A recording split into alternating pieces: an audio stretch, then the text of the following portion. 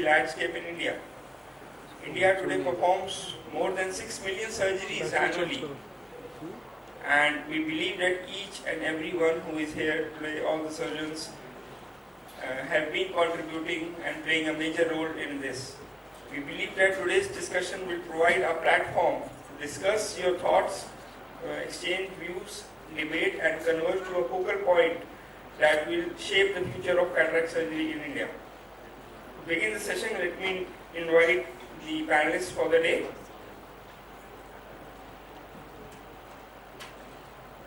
Professor G.N. Rao, may I request Professor G.N. Rao to please come on the stage.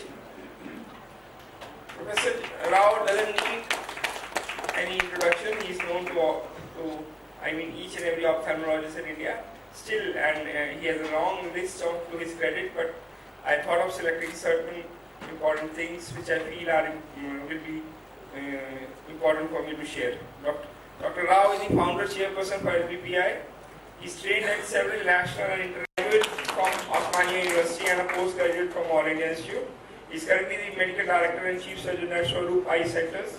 He has served as a president and vice president at AP State Ophthalmic Societies for a number of times.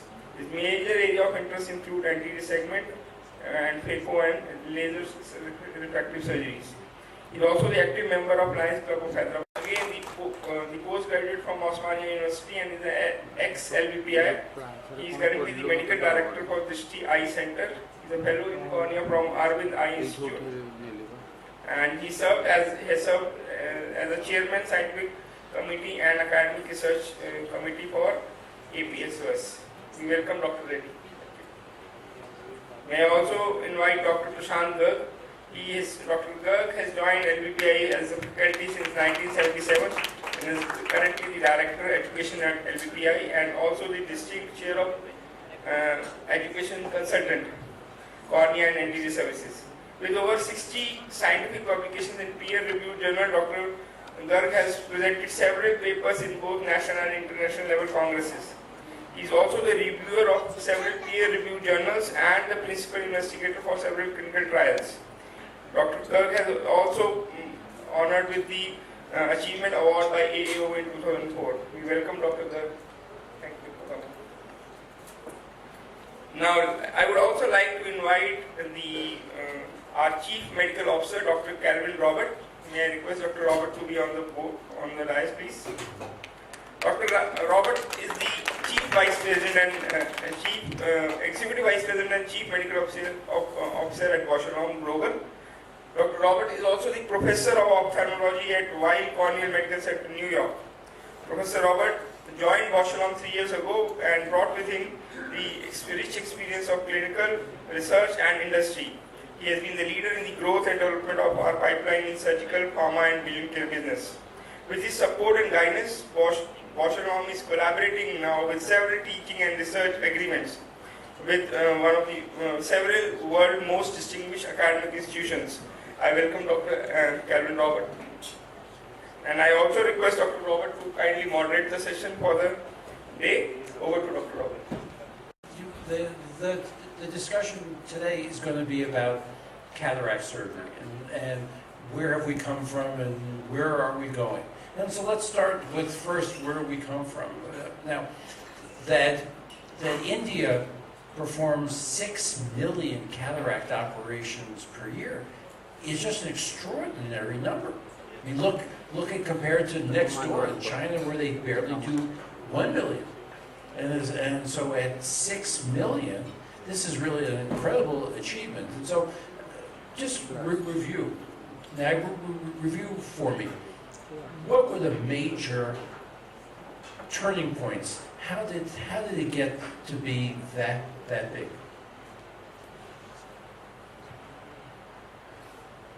I think India has been blessed with 3 or 4 major advantages in the area of eye care and prevention of blindness.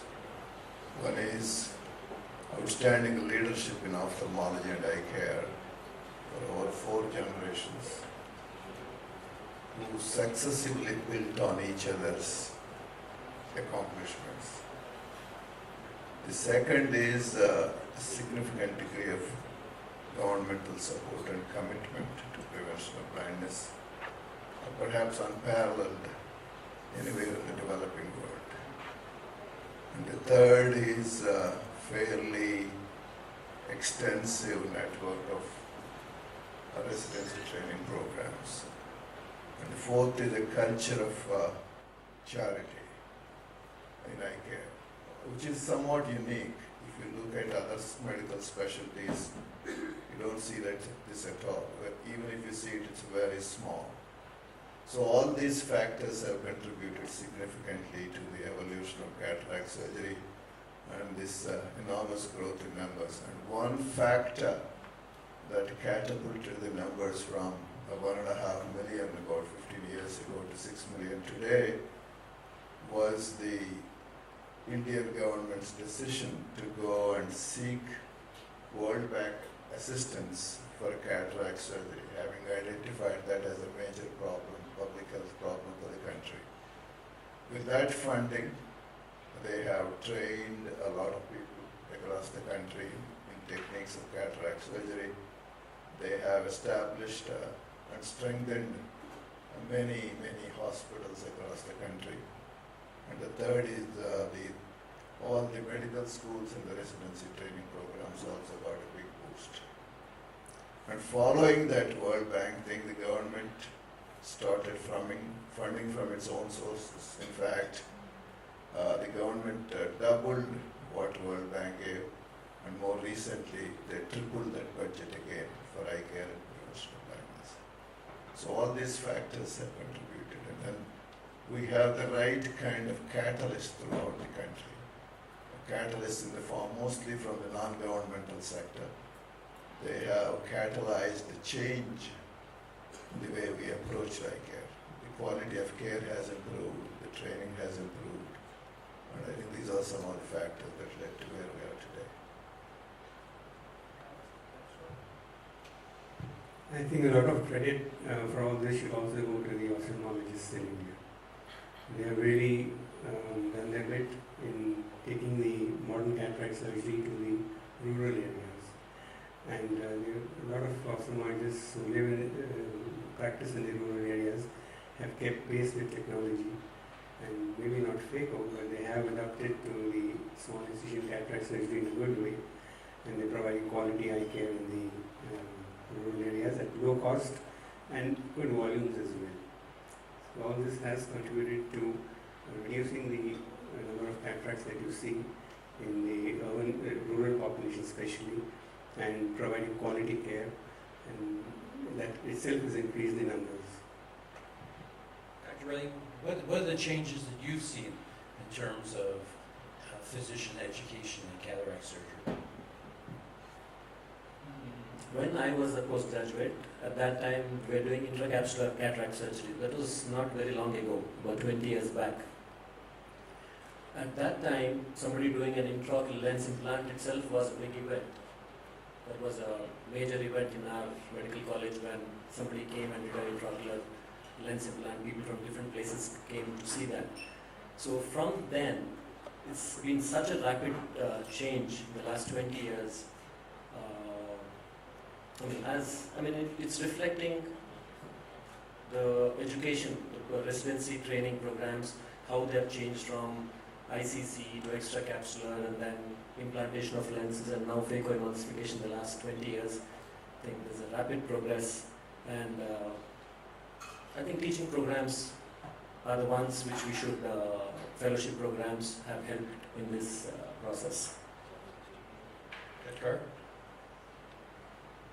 The transition that I have seen in my 20 years of career has been that when I was doing my post-graduation, it used to be an intracapsular cataract surgery.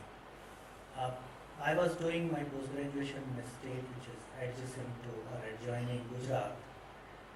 While we were doing intracapsular cataract surgery, in Gujarat there was a trend of doing extracapsular cataract surgery under microscope. So I think geographically different states took up the modern cataract surgery, and that also became competitively incentive to the states which were lagging behind, and that also motivated a shift in where we moved very rapidly from intracapsular cataract extraction to extracapsular cataract extraction and now to phacoemulsification. So it's one thing to train young doctors in new technologies, but how did you learn to do new technology after you were already in practice? I think I was very fortunate that I was working in an organization where there is always a pressure of learning new things. So when I joined Prasad Eye Institute as a fellow, I was doing extracapsular cataract surgery, but my faculty was doing phacoemulsification, and that automatically made me or promoted me to learn phacoemulsification.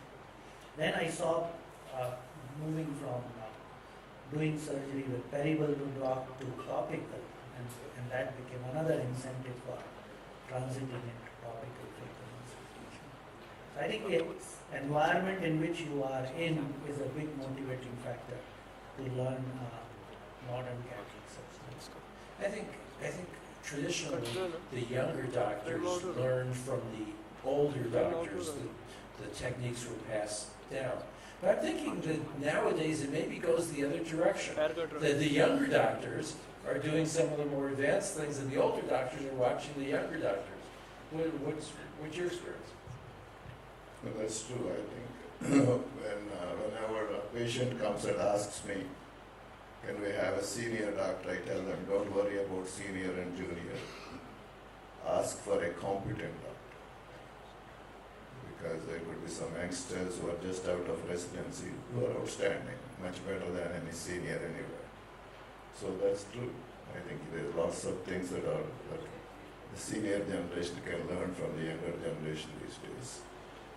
And another factor that I forgot to mention that has actually made a huge difference for Indian cataract evolution is the indigenous production of intraocular lenses, other consumables, and even some of the equipment. That again has contributed immensely to the change in the ophthalmology practice in the country. Now, currently in India, approximately 1/3 of cataracts are done by phacoemulsification on a countrywide basis.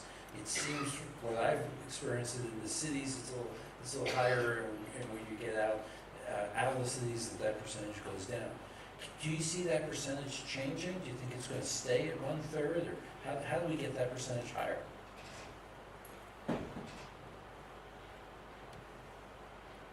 I suppose when you're talking of 30% surgeries being done by phacoemulsification in India, that number would be equal to 90% elsewhere, I suppose, in sheer numbers. Right, sure. Right. So, like everything else in India, we have to strike a balance. We can't apply this same thing that we do for people in the city or people who can afford, because there are a lot of people who can't afford technology. And so that's where the compromise comes, and that's where we have to offer them a low-cost surgery, which at the moment the best option is the small incision cataract surgery. The number has to increase because no doubt that technology is, phaco technology is far superior, but it will happen only when the costs come down. People can afford the surgery by phacoemulsification. That's where the companies and doctors and all the institutions, what we're talking about today, probably is going to help in that direction. So one factor is certainly cost, but there are other factors too, in terms of training, attitude. Dr. Lee, Yeah, I feel the most significant way we can increase phacoemulsification is to concentrate on residency programs. So all medical colleges, majority of the times we tend to do what we are taught during our training period. Once you get into practice, you don't tend to usually learn new techniques. It's difficult, not that it's not possible. But I feel all the residency programs in the country, a postgraduate who's coming out of a medical college should be able to do good phacoemulsification. That's when I think we will stimulate that. That's where all of us should concentrate on.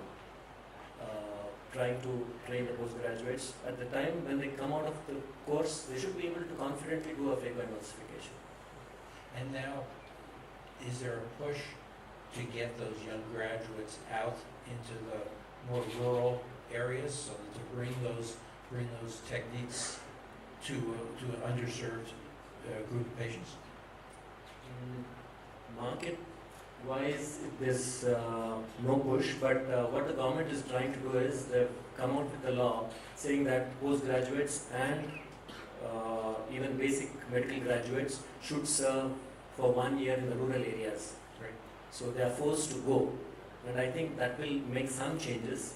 At least to some extent, it might help.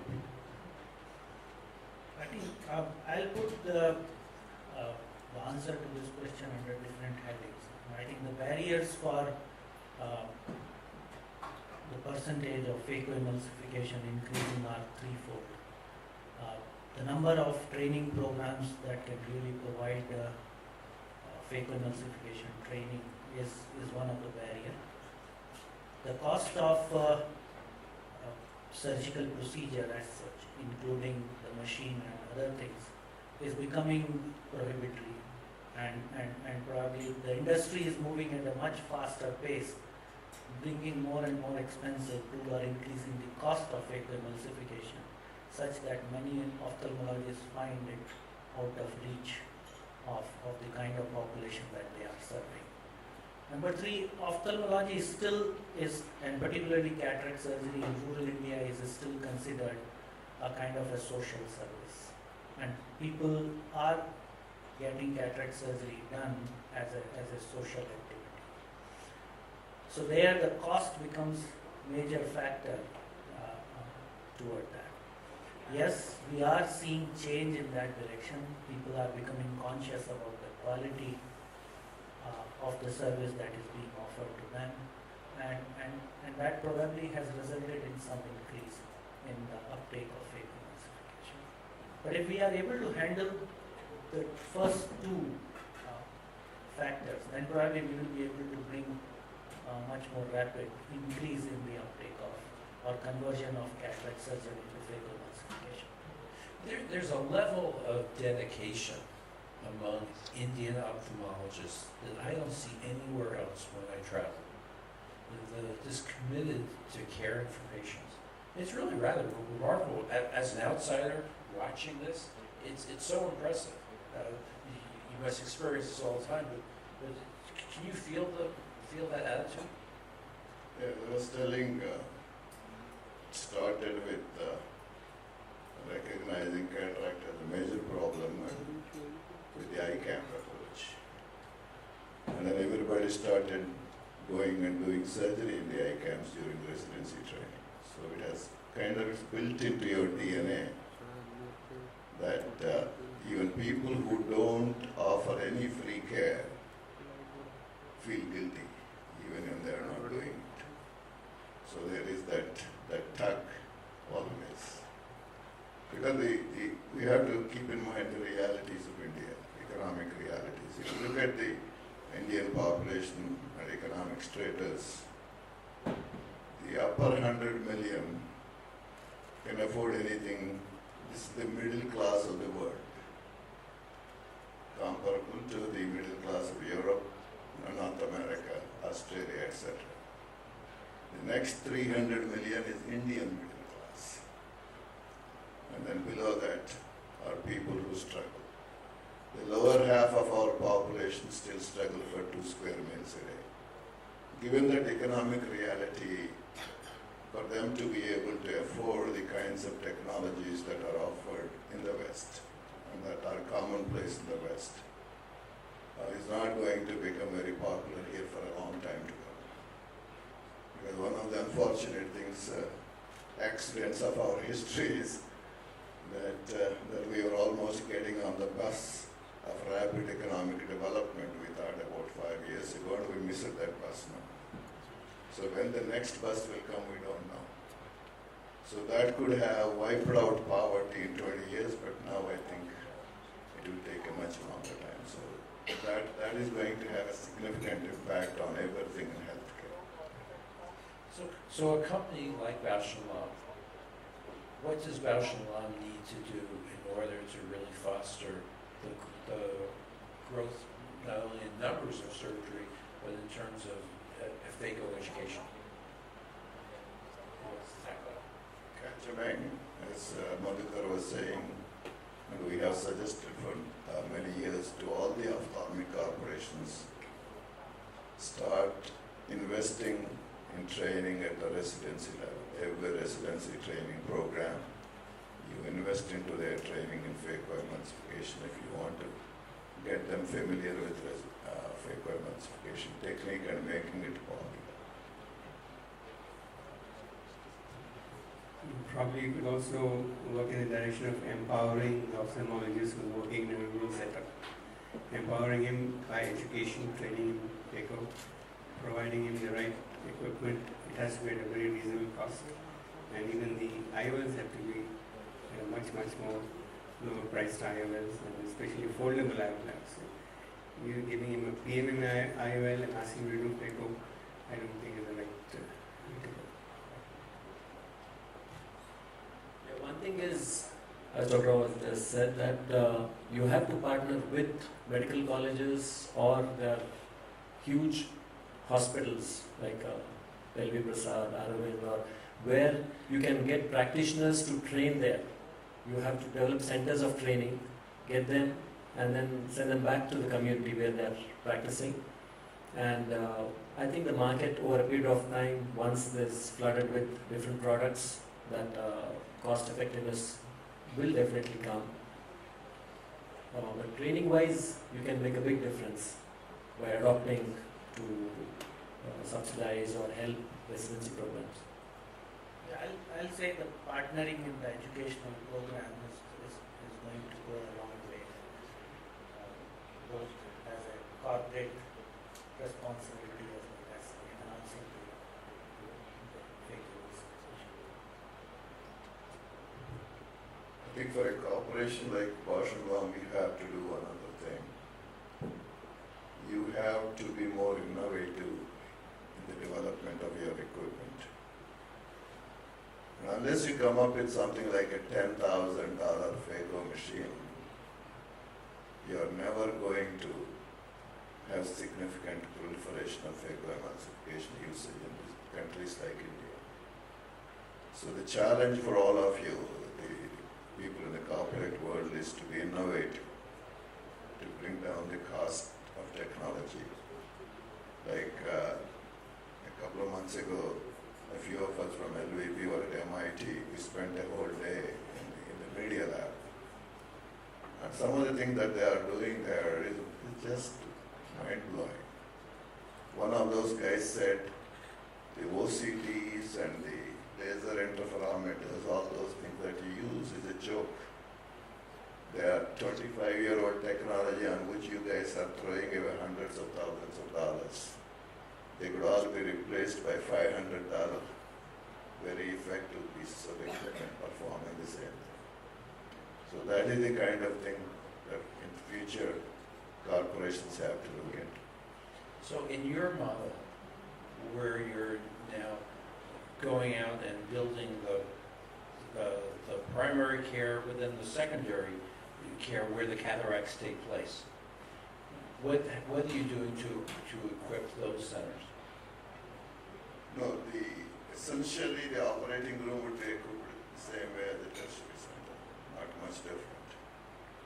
But the important thing is, just like in the US, for example, if somebody comes to the Cornell Medical Center in New York City, the cost goes up significantly higher compared to somebody going to a community hospital in Yonkers, right?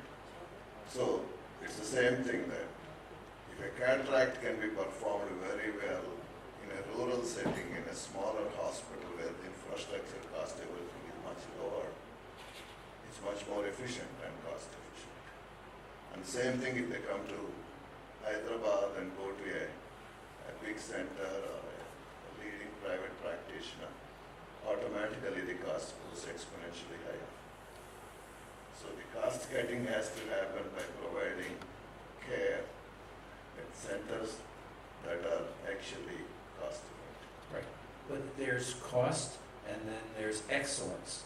And that's something that you all care about, that to be able to do a really good operation on everyone, right? So, is there a balance between cost and excellence? Can I comment? Please.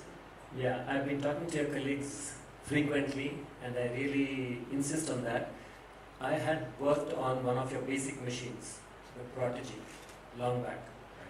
It was an excellent machine. Then, after 5 years, you've discontinued the machine, and then come up with Millennium. I wanted a Prodigy again. Then they said, no, it's closed now, we are not doing anything more. It was a perfect machine. And then I bought a Millennium.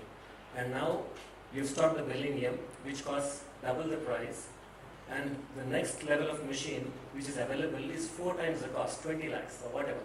I mean, XYZ money.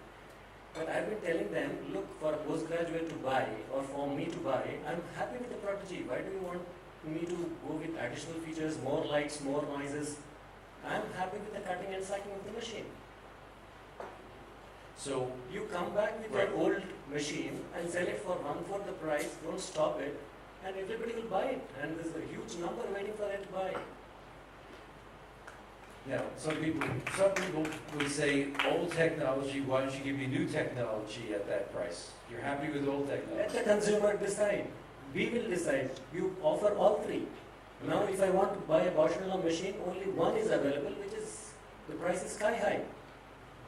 I don't, let me decide, not you. No, I think I like to take this argument forward by saying that there has been very little effort in improving the existing machines, but rather the improvement has been brought at a very, very expensive way. And that probably has been one of the barriers in popularity of fake emulsification. Because that technology is taken away completely. It's no more available. Whereas I think with the experience we are feeling that some of those machines were having very good fluidics. Some of those machines were having very good technology. But the industry felt that no, this technology is outdated. Probably that's the current trend, that you have to change every 5 years. Whether that change is for good or not, you keep changing. Change is good, but then it should be cost competitive rather than it becoming too costly. No, I understand. Exactly what I wanted to say. Basically, you have to have a reasonably low-cost machine available in order to make Peko more popular in our country, especially. All right, well, I think I heard that message pretty clear. So, which I appreciate. We were here to talk about FACO education, and I got a lesson in FACO economics, so which I appreciate. So, let me just summarize and just. I think that if there's 3 points that I've heard, or 4 points, certainly the importance of education, and education at all levels, starting with investing in resident education, and that was clear. I think that the need to be able to have a smooth transition from extra cap to FACO and make sure that it's done in a way that the doctor can adopt that into the practice without a lot of disruption to occur. I think that we also need great trainers in order to make this work. And of course, the last point, which my ears are still ringing, is that we have to make this new technology cost effective. So let me thank you all for participating in this panel. And Harish, can I turn the microphone over to you, please? Thank you so much, Dr. Roberts, and thanks to our esteemed panel for a really, really thoughtful and very lively discussion. I think I didn't expect any less, and yeah, I think Cal might have got a little more than he bargained for. Yeah. before we go, can we have some mementos for our panelists, please? And Dr. Roberts, can I request you to give away these mementos? And starting with Dr. G.N. Rao.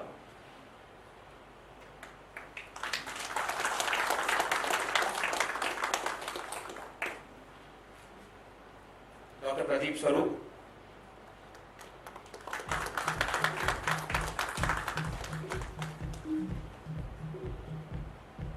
Dr. Krishan Garg.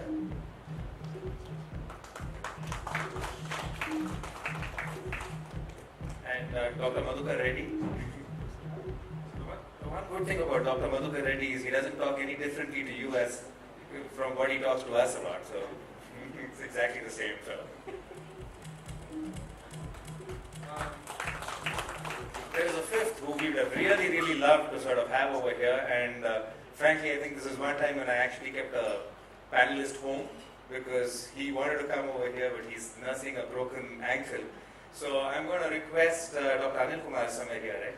Dr. Anil Kumar to please sort of thank Dr. K.P. Reddy for even making the effort and say we missed him. So can I request the panelists to sit down so we can go on to the next part of our program?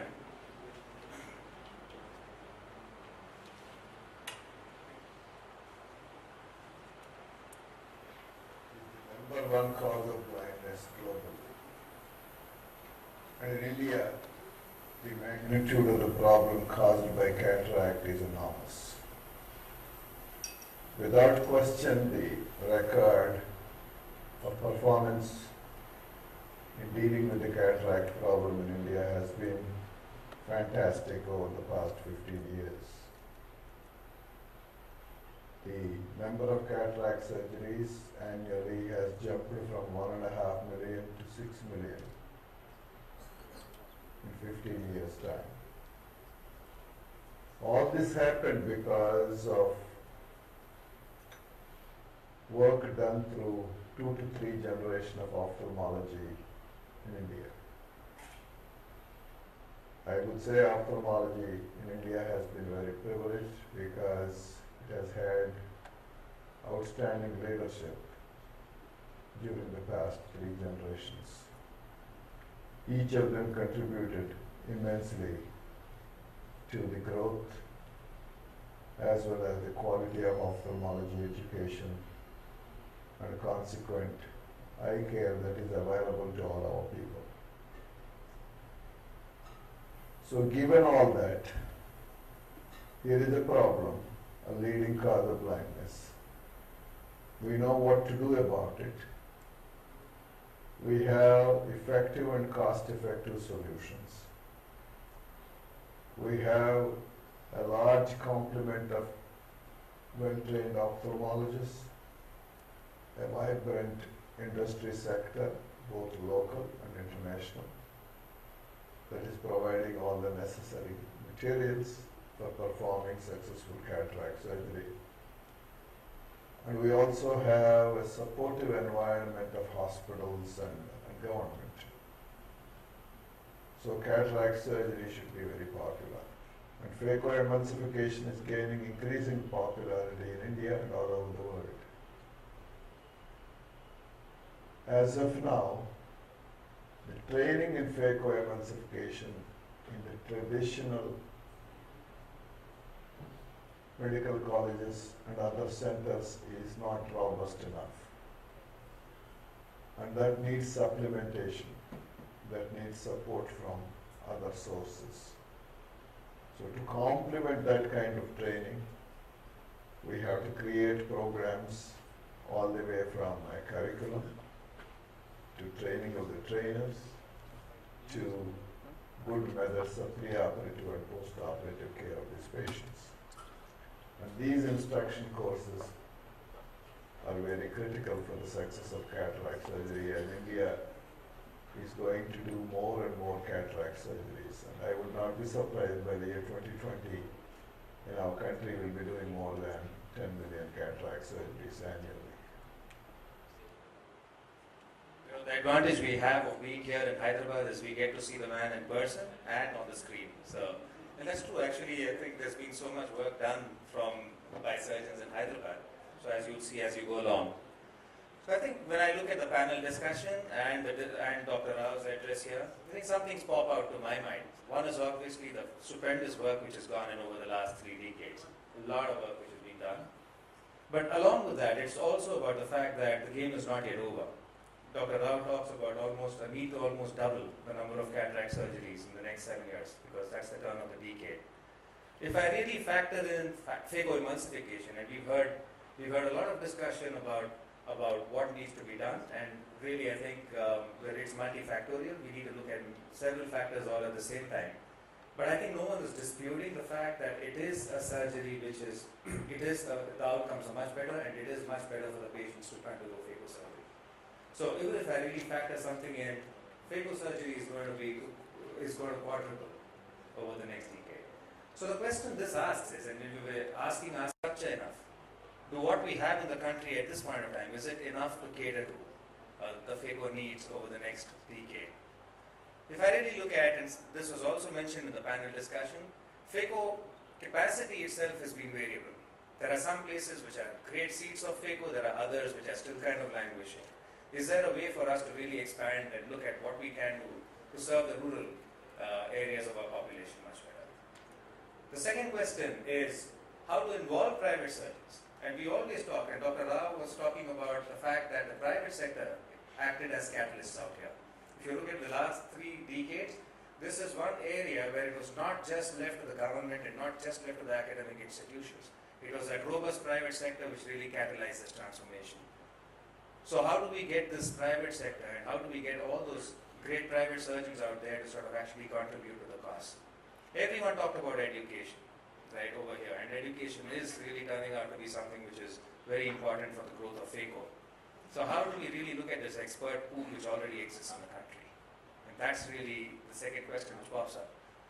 The third is really, again, a point which came up in the panel discussion, is about saying most people already have flourishing practices, flourishing extra-cap practices, flourishing SICS practices, and how are they going to sort of carve out the time which is needed for them to learn their phaco skills?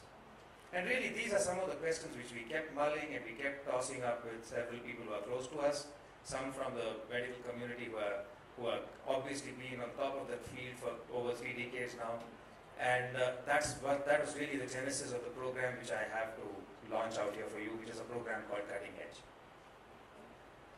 Cutting Edge is a phaco training program, but it's a little different in that it uses digital technology and it leverages the net.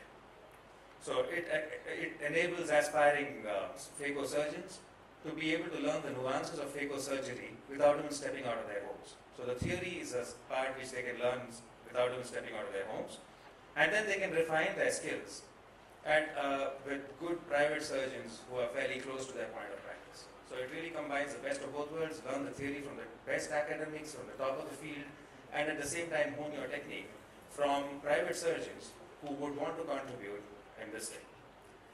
The program curriculum has been put together by our advisory board, which is really the finest selections of possibly the finest minds in the industry today.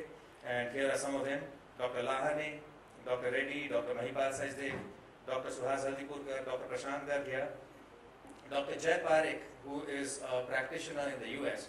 He's based in the New Jersey area, and he's been sort of spending a lot of time with us to try to see how we can bridge the gap between technology and what we need in this country. Dr. Rao, of course, has been an inspiration right through. He was the first person. He attended the first meeting. He's attended every meeting when we sought his presence out there, and we needed to really crack a difficult problem. So really, I think this has been something which we've gained from the expertise from all the people here. The program has an online learning module that brings knowledge which is distilled from years of experience, decades of experience, and this is distilled into video lessons. So you will see a short demo of it as I end my speech. It's very interactive, it makes learning much more comprehensive and much easier and much more interesting. The theory is supplemented by practical techniques and tips, which are also drawn in the form of these video lessons. Now, Cutting Edge, we've received encouragement from none less than the ASCRS Foundation. So when we made this presentation on Cutting Edge to the ASCRS Foundation, The ASCR, the ASCRS Foundation has been for the last 6 years been working on a program they call Cataract Master. And Cataract Master is a simulation package, right? And it has over 200 expert videos. And these videos are all about really fine-tuning the art of phacosurgery. When we presented this concept to them, they very readily allowed us and they gave us the rights to use Cataract Master along with Cutting Edge. So everyone who goes through the Cutting Edge program will also have access to Cataract Master and they can go through it at their own pace. The online format really means that it's not a live discussion, it's not a live class. So Cutting Edge really gives the learner the opportunity to pace out their learning. They have the entire module for 3 months and they can really go through the theory and make sure they are right on top, which is an advantage because by the time they're ready for their hands-on, they're completely clued in and they're completely tuned in with the theory requirements. The hands-on component of this program is standardized, right? And what we are looking at is clearly, I think, like this is something which we are drawing upon the expertise again, but trying to put it in a package which is standard so that we know and we can really track how the learner is progressing as they go forward. So all in all, so this is what we're trying to do, bring standardization and make it so that the person can actually move from a beginner level to a skilled surgeon level in a practically seamless manner. And that's what this program does. During the whole course, the learner will be evaluated. During the hands-on session, he'll be evaluated not only by the center surgeon, but we're also looking at how we can provide inputs to the governing board so that, I'm sure a young learner is going to take things much, much more seriously if he believes the likes of Dr. Garg and Dr. Suhas Alipurkar are going to be watching over to see how they're doing. So that's the whole idea. The idea is to sort of actually put some positive pressure on this and make the learner learn more. The governing board will also be responsible for giving the completion certificate and the certification of completion to the deserving candidates. And that's really, I think, all which makes Cutting Edge an opportunity for all these fantastic surgeons who really change the topography of ophthalmology and take it to the next generation. So what do we do from here? Where do we go from here at Cutting Edge? There are 3 ways, and I think there are 3 ways in which each one of you can really support this program and help drive it forward. First of all, it's all about your involvement. It's the involvement of the private surgeons which is going to make this happen. The first is to register and really show your interest to become a registered training center. And here I really think that there is, as we go forward, what we are very certain of as Bausch & Lomb is that this is a program which has to reside outside Bausch & Lomb. I think we've taken it thus far. It's good. Bausch & Lomb will always play the logistical support and we will do the kind of sponsorship of this program. We'll make sure there are no hitches along the implementation pathway. But this really has to be a program which is driven by the medical community. And that is something where I think the involvement of the medical community is absolutely required out here. So the first thing is to try to register as a training center, and clearly there will be a governing board. The governing board will work with the aspirants and make sure that you come up to scratch and go through the skills which are required to build up any private practice into a training center. The second is to really sort of give your knowledge online. And as you go through the demonstration, you'll see what I mean. There are video lessons. I think they're far from complete at this point of time. And as we go forward, I think the idea is to keep increasing that bank and keep putting in more and more nuances about phacosurgery. So that over a period of time, this is not something which we are going to be able to do in a day. I'm going to be completely wrong if I profess that we are completely 100% at this point of time. We're possibly closer to a 35-40%. We've got enough out there to get us started. But I really think it will be good to sort of get in more experience through these video lessons as we go forward. The third is really about helping us to identify the right candidate. And again, I think the governing board will ultimately have a say on who and what is the candidature and who's a deserving candidate and who's not. But I really think it would be good for each one of us to really see how we can, who could be a deserving candidate and who could benefit from going through a program like Cutting Edge. So before I go on, so let me show a short little video on what some of our advisory board has to say about this program. They've been working with us for the last year and a half, and it'll be good to see what they have to say about this program.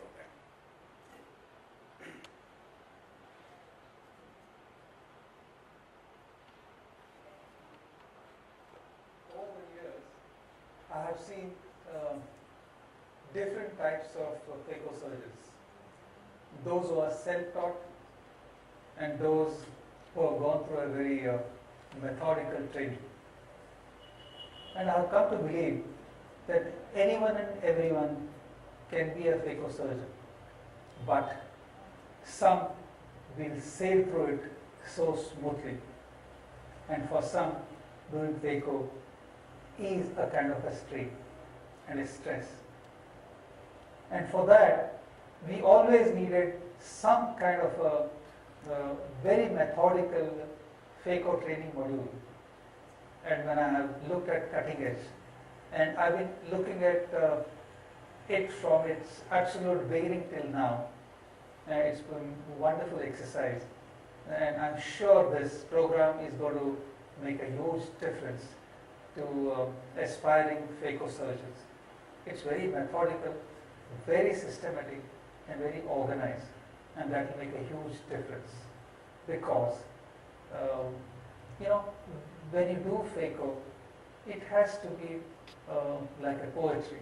It has to be very smooth. It has to be absolutely without any stress. This program promises to be different, and I'm sure for those who will go through this phaco training, it will do a lot of good. I'm sure you'll come out a much, much better phaco surgeon, and in the shortest possible time. I wish you all the best. Thanks.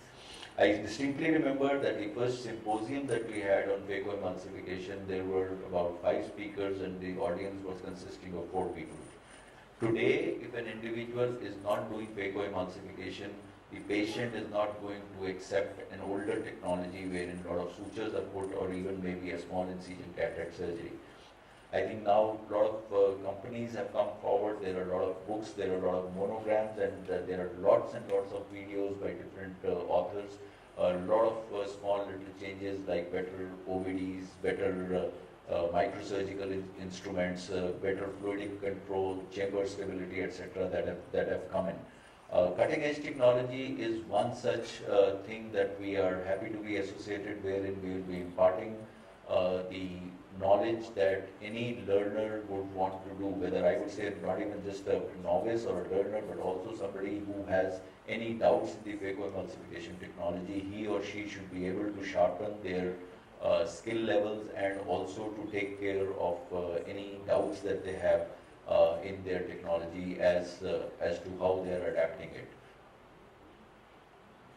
It is very important for all the cataract surgeons to really transform themselves from extracapsular cataract surgery to phacoemulsification. The surgical procedure that has really converted cataract surgery into a true refractive surgery. In our country, at present, there is a big need of this transformation. But there are very few programs that are available to train cataract surgeon into this surgical technique. In order to effectively use the time that is available to each candidate, the cutting edge program has used this pre-training modules to make you all aware of various aspects of cataract surgery and phacoemulsification, so that when you get into centers for your hands-on training, you have lot of idea about what this surgical procedure is going to offer you, how it is conducted, various complications that you encounter, and how do you manage them. Bausch has launched this cutting edge program. There are so many companies, and I'm not having any interest, financial interest from any company. But today, the phacoemulsification requires a training, and this is not easy like other surgeries. So, in cutting edge, so this is a web-based training. It is you can train the surgeon on the web-based portal. Once you know the thing, then the that surgeon will come to the expert, and then he will share the experiences of the surgeon and hands-on, so that whenever he is going to the patient, he will be confident to treat the patient. I think this is a very good opportunity to learner also good opportunity to those who are doing the phacoemulsification, but they want to burst their knowledge. The Cutting Edge platform is an initiative by Bausch and Lomb. It is very important to have a proper teaching program to learn phacoemulsification. So this type of virtual training it cuts down the training period, which is so important in doing such a beautiful surgery which gives 100% vision to all our patients, and it makes life easier for the surgeons and the patients. The cutting edge phaco education program is all about phaco training. This training is mainly to make almost everybody a great phaco surgeon. Because in a country like India, where we do the largest number of cataract surgeries in the world, I'm afraid we're not doing that many phacos. And you could literally count the phaco surgeons on your fingers. I looked at the program, and the only thought that went through my mind is, I wish I had such a program when I was doing phaco when I was a 50-year-old, I repeat. And can I now request Dr. Roberts to come up and officially launch the program? Thanks.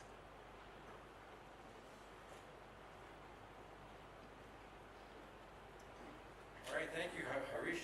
So let's get the program running.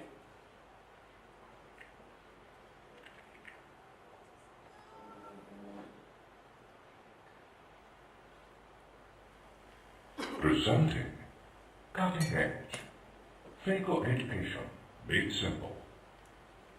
Welcome to Cutting Edge. It's a first of its kind phaco education initiative in India. This learning program enables cataract surgeons to build and refine their skills in phacoemulsification without spending a long time away from their practice. Convenience from the word go.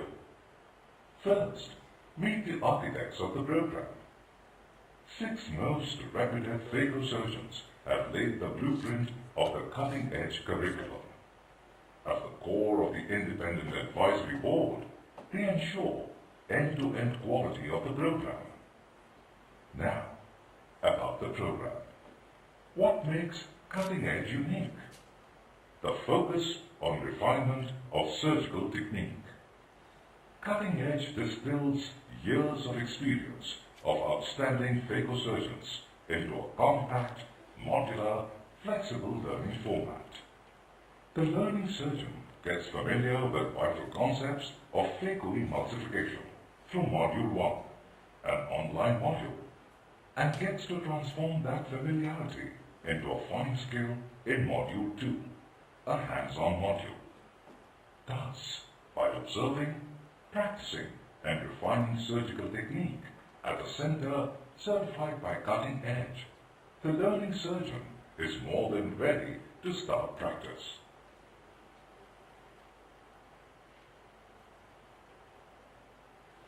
Now, a bit more about the learning modules. First, Module 1. Module 1 has 8 chapters enriched with video lessons from outstanding phaco surgeons. The surgeons give invaluable insights into each aspect of phaco surgery, mined from the depths of their experience. Transcripts to capture the key messages accompany these lessons. Seamless access to the ASCRS approved Cataract Master Simulation Program enables learning surgeons to go hands-on virtually.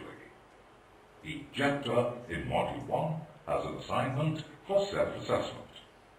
After completing all assignments, the learning surgeon has to take the final proficiency test at the end of Module 1. The learning surgeon can proceed to Module 2 only by scoring more than 75% in the final proficiency test. The learning surgeon can track his progress using the online dashboard too. That's Module 1. It's theory with a practical bent. Now, Module 2. Module 2 involves hands-on training for 10 days at the Certified Center. The hands-on training schedule exposes the learning surgeon to all aspects of phacosurgery through a thoughtful mix of learning modes: observation, wet lab practice, assisted surgery, independent surgery, pre- and post-operative case evaluation. The ready-to-run module allows many well-equipped eye hospitals to develop into full-fledged phaco training centers. That's Module 2. Standardized, intensive hands-on training. Thank you. We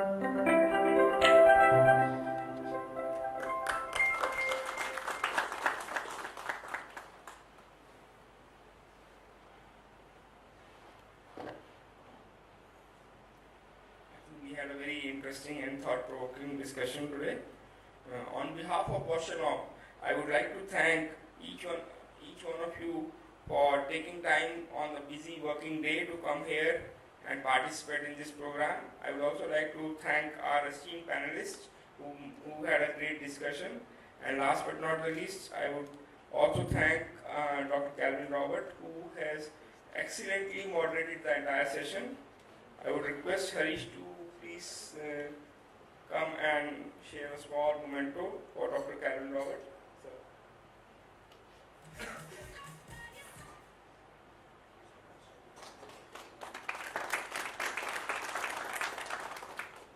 Last but not the least, this session would not have been possible without the continuous support provided by our medical and advertising agency, Point Blank team.